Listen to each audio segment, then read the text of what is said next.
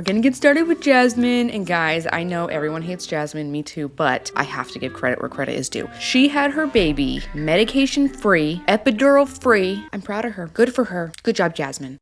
Good job! Jasmine and Matthew, they're on their way to a Lamaze class. Does anyone else think that Lamaze classes are kind of a waste of time?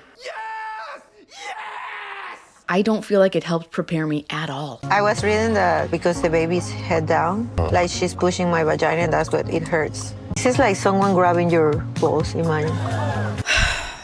Yes, the baby's head is down and it's pushing on your vagine because that's how babies are born. She's really working overtime trying to get Matt to feel bad for her. She doesn't want him to be unserious for 1 second. You know, he's trying to lighten the mood from time to time, make her laugh, and she does not like that. She wants him to like feel sorry for her and be really serious and like sentimental all the time.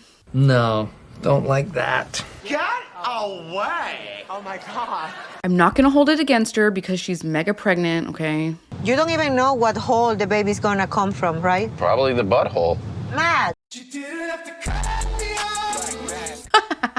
What are you getting so upset about? I mean, he's been by your side every step of the way. He's going to the Lamaze class. If you want to skip the Lamaze class, basically they tell you, breathe. Just breathe. Just breathe. And in between contractions, just try to bring your heart rate down and breathe.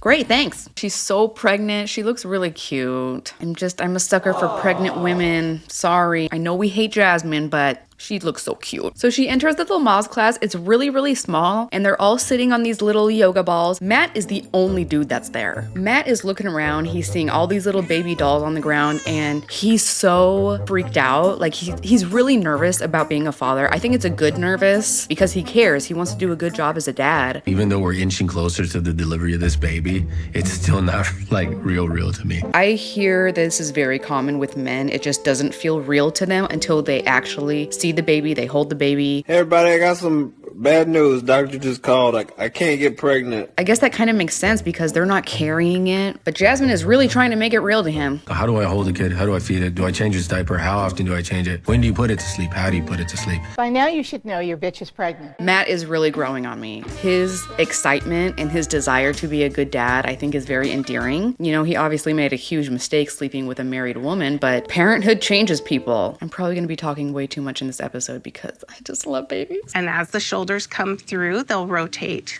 on the way out. I don't know why Jasmine is acting like she's never had a baby before. Huh? Like, once you've had one, you're not going to these classes. Been there, done that. Imagine like a coconut is coming out of your penis. How would that feel, Matt? No! God, please, no! No! No! Okay, so maybe she's not going to this class for her, she's going to it for him. Imagine a coconut coming out of your penis, Matt. Do you even realize how much pain I am going to be in having your baby? Why is she trying to make him so miserable? He's gonna find out. So Jasmine's asking, like, what happens if I tear down there? Which is incredibly common. And again, she should know this. But this is freaking Matt out because the lady is telling him, like, here's how you can help prepare her while she's in labor so that everything stretches out nicely and blah, blah, blah, blah, blah. And he's like, holy crap, this is very intense. No one ever talks about these things. You know what, is going to tear possibly all the way to her butthole. Yikes. I love this so much. He has the little model vagina. He's showing us how it all works. This is so cute. She really got lucky finding a guy who cares this much. It's like a Kobe Emily situation. Unfortunately, in real time, it's looking like she doesn't want anything to do with Matt anymore. And that's really sad. So now she has Jasmine on all fours saying this is one of the most popular ways that women give birth naturally. And I've also heard, actually from the nurse who helped me, in America, they have us laying down on our backs, and that is like the most unnatural, most difficult way to have birth. I did not ask for the life that I was given, but it was given. You're so beautiful because you look just like mommy. Yeah. Oh, look at your daddy. Well, we know that didn't happen. That baby looks like it came out of Matt. Spitting image of her dad. So the class is over, and Jasmine is like quizzing him on everything that he learned. He's answering all the questions right, but he's being silly and goofy with it, and she just doesn't appreciate that at all. Bite the umbilical cord. Why are you like this, man? I'm gonna give her some grace because she's very pregnant and hormonal, but I wish she would show him a little bit more appreciation. He was supposed to be a hookup and a fling, and here he is, fully engaged, wanting to be there for her, wanting to be a dad. Matt, Everything's fine. you think that's funny? No. Exactly, so why you wanna laugh? These two also have very good chemistry, I think. I really like seeing her with him instead of Gino. Gino's just so awkward and weird. She's like, Matt, can't you see how pregnant I am? I feel lonely and I feel so overwhelmed. And he's like, Jasmine, don't you see that I'm here for you? I'm doing the thing with you. The amount of effort I'm putting, like, I'm trying. I'm trying. see You it. only see the negative. She's finally like, okay, well, I appreciate you. I can see that you're really trying hard. But I have to tell you, Matt, I need you there 100%. I need a caring partner, no jokes. And he's like, okay, I promise whatever you want. But in his private interviews, he is freaking out because he's realizing there is so much that goes into raising a baby and I don't know any of it. I don't want to sound selfish, but I am the one who is pregnant. I am the one growing the baby. I am the one who has to push out the baby. I'm gonna be the one in all of this pain, Matt. So please feel bad for me, okay? Can I have some money? I need you to give me some money. Okay? It's the next day or week, I don't know. Jasmine's water broke in the middle of the night. Matt is exhausted, but they're gonna head to the birthing clinic because it is time. Matt is gonna do right now is he's gonna call the midwife because I think a baby's coming, so. She's like, Matt, wake up right now. I know you wanna sleep, but that's not gonna happen for a long time. You what? And she's right. Unfortunately, these two retards decided they're gonna go to a birthing center that is 60 miles away. Whose decision was this? No, people are so weird. I don't wanna give birth in the car. Just breathe, mama. Breathe. Try not to get excited. Contractions are 5 minutes apart, guys. She's telling Matt that they are so painful, but she's taking it like a pro. You have the soul of a warrior. Taking it as a pro because every contraction is bringing me closer to meet our angel. Jasmine says today is her birthday. Ooh. Do you think she's actually gonna be a good mom to this girl? That's a ridiculous question. Let's pray that everything is gonna work out. And then she doesn't pray. She just says that. They make it to the birthing center. Jasmine's in her room. The doula is there. Jasmine's just leaning on that yoga ball. Her doula's pushing on her back. Things are starting to get intense. It's crazy to know, like, the baby is coming. Like, Jasmine is in so much pain. I am really proud of Jasmine for having this baby all natural. That is really incredible. You just don't hear a lot of women who do that anymore. Matt tells us that watching her, seeing her in all of this pain, having these contractions, and there's nothing he can really do to help her or to ease the pain, it makes him feel awful and powerless. I feel bad, and I don't want anything to happen to her, you know?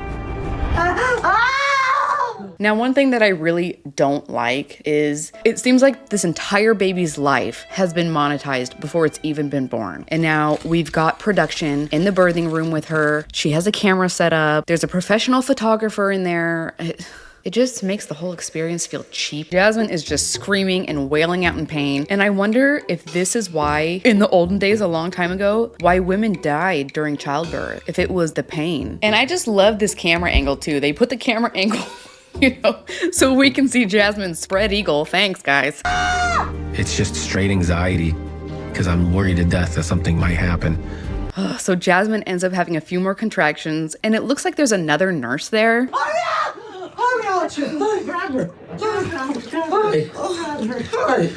And she does it, you guys. The baby is here. They put baby on her chest, and she's immediately smiling. She forgot all about her pain. I think birth is just so miraculous and beautiful. You're fine, my dear. You're fine. Oh, this is so beautiful, you guys. You're so beautiful. And Matilda hardly cried, which is kind of incredible because it came out of Jasmine. And then Jasmine tells us that she had been imagining what her little girl was gonna look like, but nothing compares to how beautiful and perfect she actually is. Super cute! None of them get even the closer to how perfect and beautiful she actually is. And Matt's got some nice titties too. Production asked Jasmine, where'd you get the name Matilda from? And she said it was a joke. She used to call Matt Matilda. When they learned it was a girl, she's like, okay, this is gonna be Matilda, little Maddie. From a joke. I used to call Matt Matilda. What do you mean by that? Jasmine tells us that now, after this experience, she 100% trusts Matt. He was there for her when she was so vulnerable, and she believes he's gonna be an amazing dad. I can trust him with anything because I know that no matter what, he's gonna have my back. This sounds really wonderful, but we've seen on social media it looks like they're separated and he really wants her back. So Jasmine, what the hell are you doing, man? Fat mouth little stupid bitch. For the sake of your daughter, stay with him. Matt is telling us that he has never ever felt this level of love in his life for this little baby girl. Oh, it's so cute. He tells us that this is what life is all about. It's not about the cars and about the stuff and pursuing money and crap. It's this. And I love that. Why did she leave him? Like, I literally felt like my heart grew like the Grinch's 3 sizes. The joy in seeing your child for the first time, it's crazy, you know? Okay, I like Matt. Matt grew on me big time. He's rocking little baby Matilda. He's trying not to cry, and he tells her every single day, for the rest of my life, I'm gonna take care of you. It's an insane feeling that I don't think nothing can top this feeling. This is such a nice change from Jasmine's usual monster. Ugh, the screaming and the yelling and the fighting. Get up your mouth. Oh, this is such a nice change. And Jasmine tells us, I know that my life is such a mess, but it led to this. It led to me having this perfect, beautiful angel. I love this so much. Babies are the best, but then they become toddlers. And it shows her nursing right away. Yes, yes, yes. Yeah, I love her so much. They're perfect. Well, Jasmine, congratulations. But now we have to check in on Gino. Gino's on his way to go see a divorce lawyer, and it's the same lawyer who he hired for his previous divorce. How cute. Gino is absolutely hell-bent on getting revenge on Jasmine. Revenge. He feels like she ruined his entire life. She's embarrassed him by getting pregnant with another man. They were supposed to have a baby together, and he's so hurt, he wants to hurt her back, which I think is freaking disgusting, especially because Gino, how are you gonna have a baby when you're not sleeping with your wife? Huh? It's not fair to hold back and withhold it and to weaponize it, to use it against them, to use it to manipulate them. That's wrong. I decided I want to speak with a divorce lawyer, very good top-notch lawyer. Okay, so about the top-notch thing, I'll try to find it. It was on Reddit. His lawyer, he's almost lost his license for being a little bit unethical. I'm so disgusted with Gino right now because coming after her, I can understand why he wants to come after her because she has been an absolute monster, but she just had a baby. That baby doesn't deserve to suffer. I am a baby. He hasn't owned any of the part that he played in this marriage failing. He's blaming everything on Jasmine. But Gino is feeling very optimistic because like I said, he has hired him before and he felt like this lawyer did a great job. So he's thinking this guy's gonna help him screw over Jasmine. The first divorce is relatively easy, but this one is different. And so how is it different than the first one? Very different. Gino's like, bro, Jasmine is psychotic. She's got a demon in her. Gino tells the lawyer this is going to be a very ugly and messy divorce process. He's also talked about delaying the divorce process because he wants his assets to lose value. And then if that happens, he won't have to pay her as much. Shut up, bitch! He's a freaking idiot. You are an idiot. I thought he was some kind of autistic genius. No, he's just a freaking idiot. So Gino starts laying out everything that Jasmine has done since she got here. They've been married for 2 years, and within 1 year of her being in America, she took off, she was sleeping with Matt, and I do believe that she was sleeping with Matt prior to the open marriage agreement. He's thinking this is gonna be a slam dunk case. He's gonna be able to deport her, and immigration is gonna throw the hammer at her. Take big booty Latinas! And this lawyer's like, no, dude. I looked at the whole big picture. It's very clear to me that I was used for a green card. I mean, it definitely looks that way, but the problem is all of this has been filmed and aired on national television, and he has agreed to everything. And him saying that she ruined my life, she ruined my life. Dude, you gotta own some of this. You screwed up big time. Jasmine got her green card in hand and left. It sounds like for the first time ever, Gino's balls have dropped. I am not letting up on the immigration fraud. Has anyone ever heard his voice this low? Gino tells us that he believes she should be deported. I want her to feel some pain. I want her to feel some pain like I felt pain. I do understand having those kinds of thoughts. To actually pursue it to the length that he is, it's reprehensible. This makes me dislike Gino more than Jasmine, and that's saying something. He is telling the lawyer all of this stuff that he submitted to immigration, and not just that, but he did it twice. Oh, okay, goddamn. Do you guys remember when he didn't want to do the paperwork to get Jasmine over here, but he did this twice? But he says that the second time he submitted it, he updated it saying that she was pregnant. And this whole time, Gino's thinking that all of these details are gonna work in his favor. In your dreams. Random dude down the street, still married to me, cheated on me, okay, while we're married. So Gino is obviously trying to make this sound as horrific as possible. The lawyer's like, dude, I don't know anything about immigration. You probably know more than me, okay? But I have a couple things to say to you about the kid. He asked Gino, are you sure that the child isn't yours?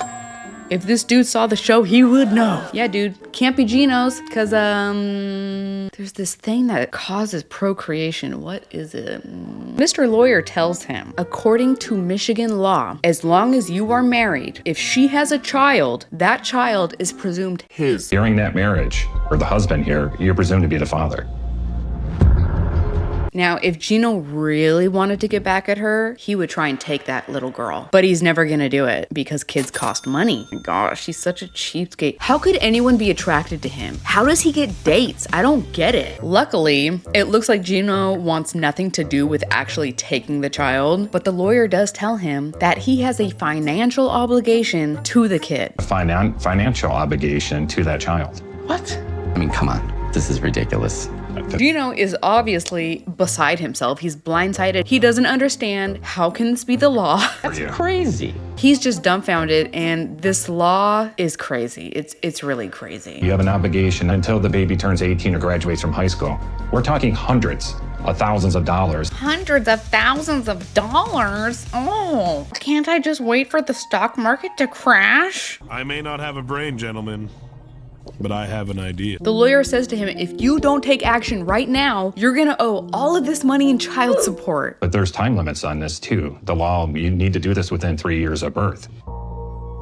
And this lawyer is pushing him and pressuring him to move forward with a divorce. What is the hesitation? Why is he waiting? It's just the dumbest thing. The lawyer says, okay, wait, there's ways around this. You would have to prove a paternity test, and then the real father would have to sign an affidavit saying that he is the father. This is ridiculous. She really messed up my life. It's just not fair, you guys. It's not fair. I'm just so freaking sick of Gino not owning anything. It takes at least 60 days to get divorced if you don't have kids. If you don't have kids. However, you do have a kid now, so guess what, buddy? It's gonna take at least 6 months. So Gino tells the lawyer that he's gonna wait because he wants the market to crash.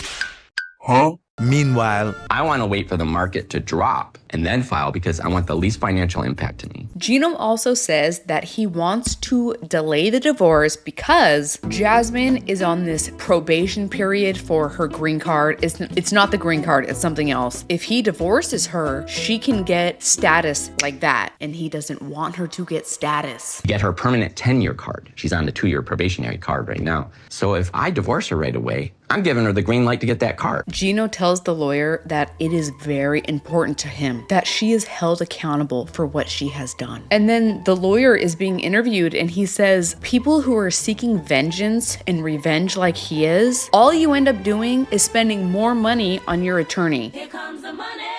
Here we go. Money talk. Here comes the money. He thinks the best route for Gino would be to file for divorce immediately and try to get it over with as fast as possible. He tells Gino that since there's a kid now, you have to do something within 3 years. And I don't know why Gino is rolling his eyes. He's really frustrated with this, like 3 years? And then, to make matters worse, if Jasmine is the one to file for divorce first while she's in Florida, this lawyer's gonna have to travel back and forth, and that's gonna cost him even more money. Really? This is jacked. You know, you are taking a chance the longer you wait. Gino thought that the whole audience was going to be on his side. He's disgusting. Jasmine is so crazy. He has no idea what she's gonna do next. He's actually convinced me that I need to take action now. You're a liar. You're just as bad as Jasmine, dude. I used to feel bad for Gino. No, he blew it. You blew it. What a loser. I don't know what she's gonna do next. I don't know what she's thinking in that crazy mind of hers and that devilish inside of hers. Moving on. Oh my goodness. Next we have Darcey and Georgie. You guys. Third segment opens up with Darcey opening the door because Stacy came to visit. Oh, hey. Someone got some action last night. Oh yeah, I'm in a good mood. Did they have work done on their butts as well? Because that's looking a little bit too bubbly. I know they don't work out. That's suspicious. Darcey's like, dang, you look like you've been ravaged. Look at your hair. And she's like, oh yeah, it was crazy last night. I was doing this and this and this. Like doing like, what the? Wow.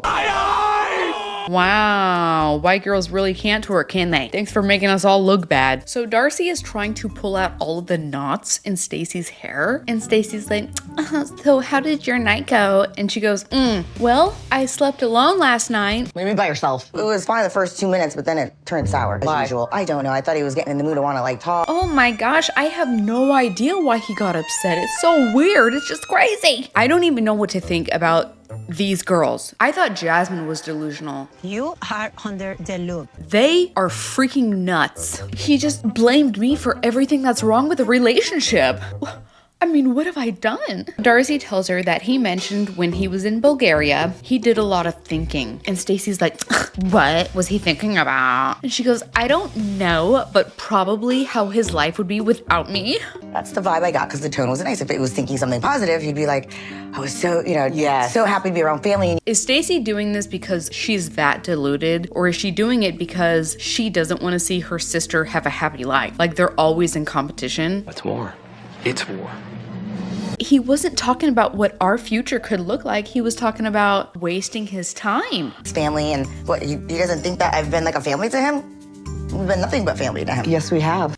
You two gang up on each other's husbands. You just rip and tear them to pieces when they're doing something that you don't like. And what the hell is going on with their freaking eyebrows right now? As they're sitting there talking about how horrible Georgie is. Oh wait, no. Someone told me his name isn't pronounced Georgie. It's like Georgie. Georgie. You're gonna have to let me know if I'm saying that right.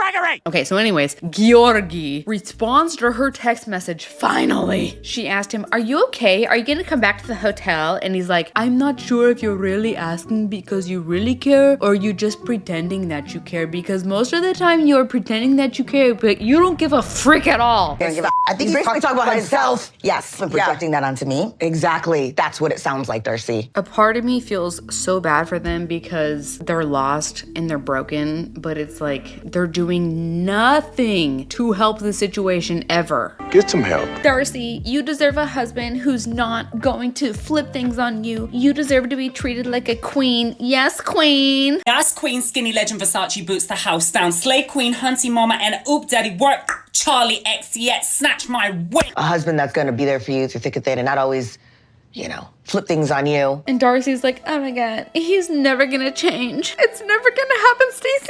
And that's why it hurts. Stay away. She freaks out. Come here. I got you. I got you. She just doesn't know what to do at this point to save her marriage. Two people love each other. They can forgive and forget. And we've been able to do that before in the past. But things are different now. She can sense that his mindset is not what it once was. Later that evening, Darcey hobbles up to the bar in all white. Georgie doesn't look very impressed. Darcey orders a Cosmo and Georgie wants a glass of wine. He's so classy. I am a classy bitch. I got this message from Georgie that he wants to meet and explain what's on his heart. Before even watching what happens, I know this is going to be a disaster. Anytime Georgie tries to be honest with her, it's bad. And watching her try to take a drink of her Cosmo with those giant lips,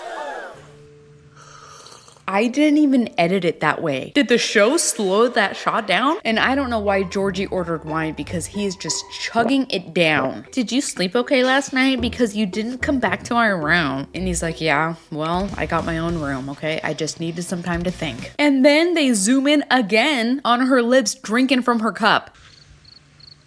Especially after Bulgaria. Holy Jesus. What the fuck is that? He tells her that after that trip, he started experiencing and feeling a lot of different feelings. He's been thinking about work and money, finances, family, all of these things. What I realized, one of the strongest feelings and emotion I have was for you. I really care about you and I really love you. I don't know about you guys, but I was not expecting him to say that. Well, I love you too, but like, are we even together right now? Because you just walked out. Is this marriage gonna work? Is it not gonna work? Like, there needs to be some serious conversations, and we're running out of time. Oh my gosh, why? It requires so much patience to deal with them, but they have no patience for anyone else. I know how to act, Jameer. He's trying to tell her, I don't feel comfortable. Georgie expresses himself and he speaks from his heart very slowly. And these girls can't sit and listen. They fill in the blanks, they cut him off. He can never get a thought out. I need to feel comfortable just to, I don't know. Comfortable with what? Why don't you feel comfortable with me? Do you not feel comfortable with me because I just express how I feel and you don't like how I feel? I'm not trying to get crazy, Georgie. I just... It gets that way because I don't feel like we're getting each other. It's too much. He hasn't even said anything yet. And the nails with the jewelry and the bracelets and it's too much. What do you need to tell me, Georgie? And I swear, in this scene, she sounded like Angela. And I don't want to talk anymore. I'm really tired. Drain, Georgie. Oh, gosh. He looks at her and he says, Darcey, I love you. But when I saw my sister and her kids, and then my sister asked me if I wanted kids, and she's like, oh, well. Since this day she asked me about if I want kids, I keep thinking about this. He's so tired. He's so drained. I am so sick of hearing you. Where do you want to go with this?